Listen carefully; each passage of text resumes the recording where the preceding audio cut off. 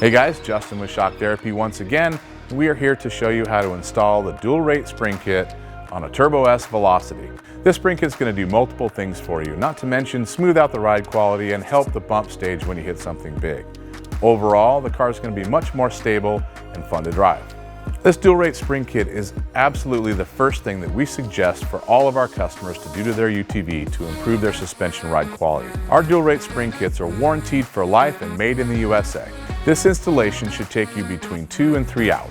Let's not waste any more time. Let's hand this off to Mitch and he'll show us how to install this kit.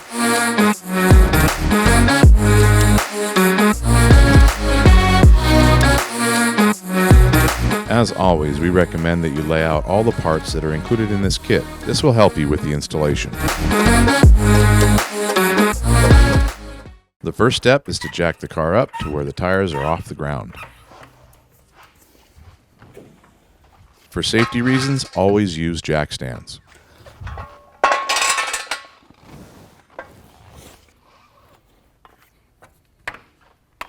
Next, remove the front shocks. It's a good idea to do one side at a time, as these are side specific and cannot be swapped from left to right. Remove the lower shock bolt. Remove the upper shock bolt and pull the shock from the car.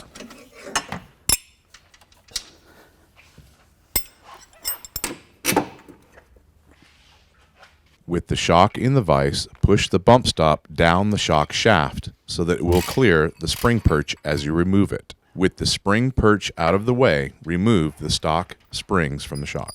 Make sure that you save the factory spring divider as it is used with the new spring kit.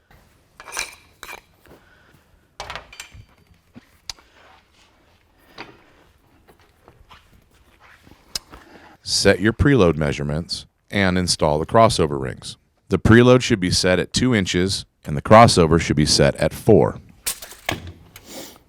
When tightening the crossover ring hardware, make sure that there is an equal gap on both sides as you tighten the Allen bolts. Don't forget to install the silent O-ring on the bottom of the crossover ring. With your preload and crossover measurements set, you can now install the new springs. When installing the springs, make sure that the Shock Therapy logo and the part number are facing the right direction. Install the top spring. Next, install the factory spring divider. Install the lower spring and make sure that the springs are clocked correctly. The ends of the springs should line up 180 degrees apart from each other. Compress the springs and install the lower spring perch.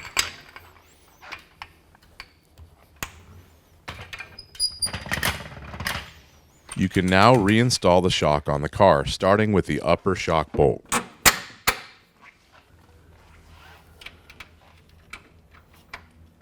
Install the lower shock bolt. It's easy to use your feet to lift the tire slightly as you install this hardware. It's a good idea not to install the nuts on the back side of these shock bolts at this time. The reason that we leave them loose is to make it easy to adjust the ride height later in this installation. You can now repeat all of these same steps on the opposite front shock. Remember, these shocks are side specific. You do not want to mix them up from left to right.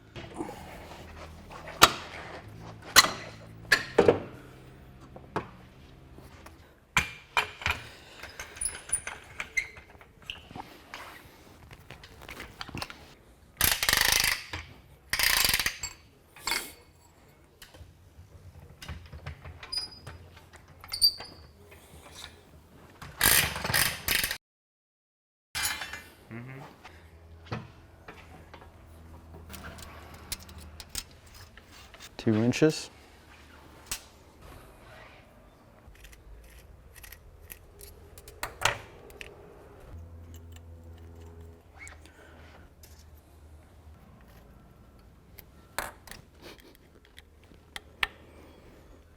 O-ring.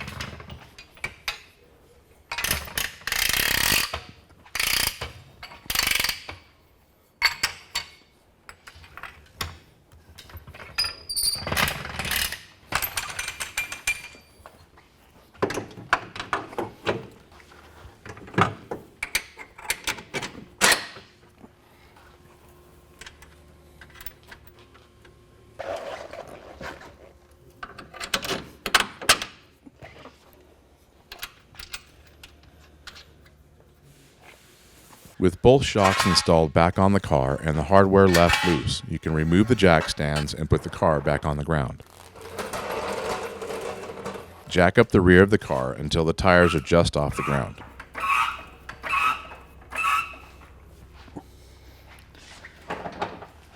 Make sure you use the jack stands for safety.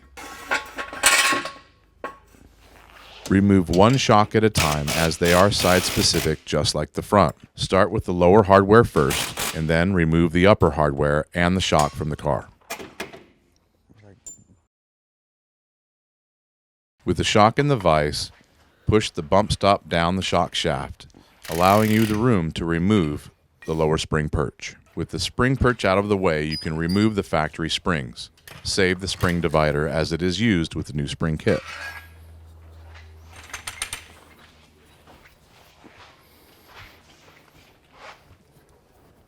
Next, set the preload to 2 3/4 inches.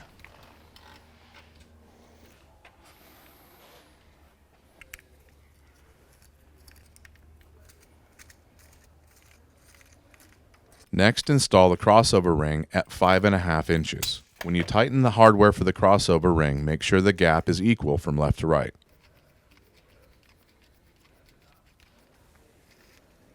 Don't forget to install the silent crossover O-ring.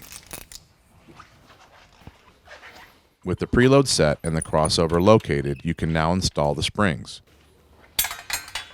Start with the upper spring, making sure the part number is right side up. Install the factory spring divider with the long end facing the shock shaft. Install the lower spring. Once you've installed the lower spring, make sure that they are clocked correctly on the spring divider.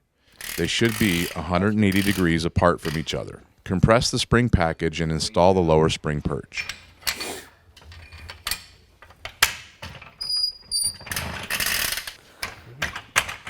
You can now install the shock back on the car, starting with the upper shock bolt.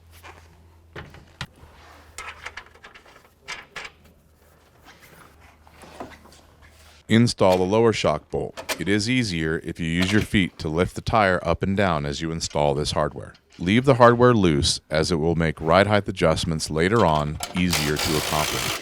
Repeat these steps on the opposite side.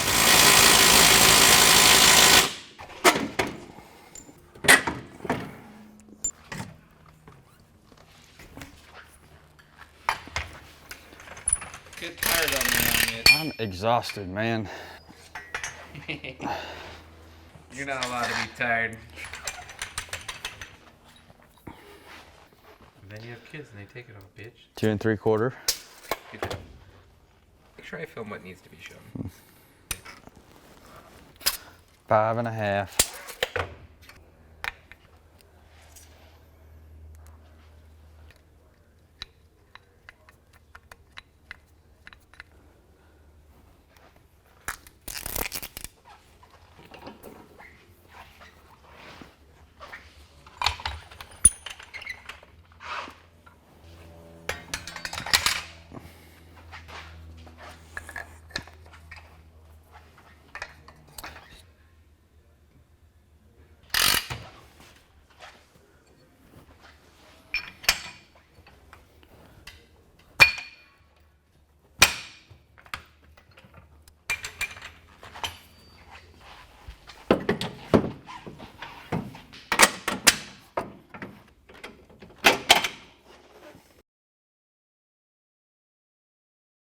With both shocks on the back of the car, you can remove the jack stands and set the car on the ground. Next, settle the car suspension by driving it around the block or at least back and forth.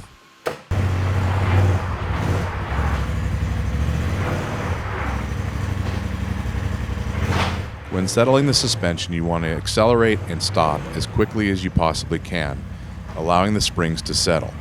But when you're done settling the suspension and coming to a stop to measure the ride height, make sure you come to a stop without hitting the brakes. With the driver remaining in the car, measure the front ride height.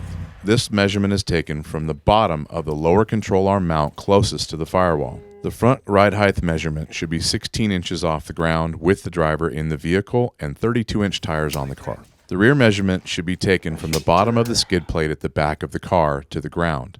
This measurement should be 15.5 inches. Once the ride heights are correct, Next, check the clearance of the crossover ring to the spring divider. In the rear of the car, there should be approximately 2 inches of gap between the bottom of the crossover ring and the top of the plastic spring divider. The front shock should have an 1.5 inch gap between the bottom of the crossover and the top of the black spring divider. Again, the reason we leave the hardware loose is to allow you to pull the shocks off easily to adjust ride height. If your car was a little bit low or a little bit high, you need to adjust the spring tension and preload to raise or lower the car. In the front, the shocks are easily pulled off, and this can be done in the spring compressor. In the rear, it's easy to do in the spring compressor, but you could also do it by hand. Either way, spend the time to adjust your car correctly. When ride heights are set, go ahead and tighten all the hardware. Once all the hardware is tight, your installation is done. Thank you, Mitch, for showing us how to install that spring kit, and hopefully the installation went just as easy for you as it did for Mitch. As always with our spring kits, they're brand new. Because of this, they're going to settle in for the first 100 to 200 miles. We suggest that you check your ride heights after 200 miles of driving, make a ride height adjustment, and then leave it alone for the life of the springs. As always, with our spring kits, all ride height and crossover measurements are designed to be checked with you in the car. Also, as you add more accessories and items to the car, it's easy to add up weight that you're not even considering.